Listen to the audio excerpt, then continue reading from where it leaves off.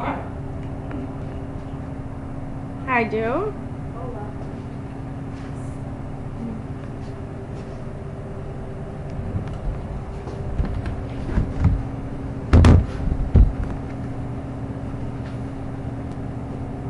Who likes beer? I do. I like beer too, and my name is Corinne, and it's pretty obvious that we're sitting here in the pub today that we all like beer and that we enjoy its delightful effects. But how many of us actually know how your beer got here today? How it's brewed or how the different varieties are achieved?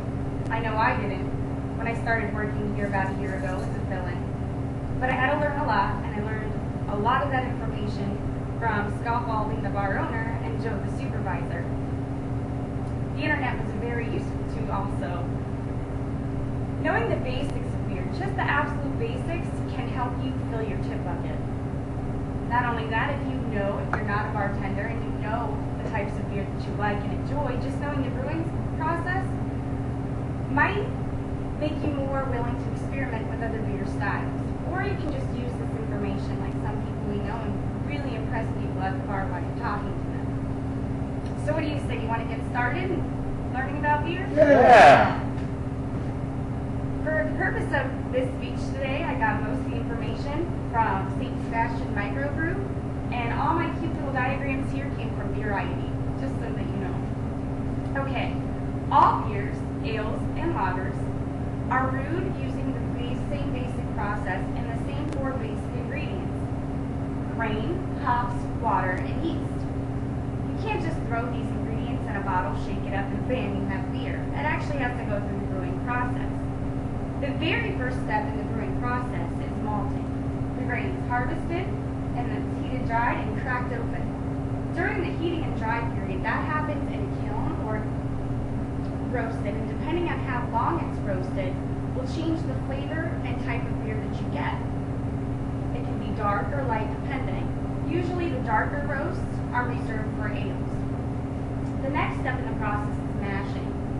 They take all that roasted grain, they put it in a pot, and they steep it like a tea for about an hour, and this breaks down the starches into sugars, which is necessary for the fermentation process to happen. The third step in the process is boiling. They take the mash, they add it with water again, and they add the hops. Hops were initially added as a preservative, but now it's pretty much for the flavor because modern technology has advanced so far. This boiling process is going to create a substance called wort. Wort is to beer what dough is to bread. The last process that has to occur for you to get your beer is fermentation. The wort is taken and it's put into a sealed container and yeast is added. Now there are 2 types of yeast, a top fermenting yeast and a bottom fermenting yeast. This is going to be stored in a container anywhere from 3 weeks to 3 months depending on the type of yeast that you use. The end result is your carbonated beer.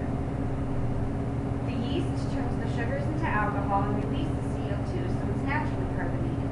Now this process is going to result in one of these 2 things. It's either going to be an ale or a lager, again depending on the type of yeast that you use. Ales are made with a top fermenting yeast. The temperatures the storage containers are usually held between 60 and 75 degrees for about 3 weeks. The high temperature releases something called esters or aromas. They're usually described as fruity or flowery in essence, and that's going to create different flavors in your beer. Ales are usually rich and heavy, and they're unfiltered most of the time. The second type of beer that is made is lagers.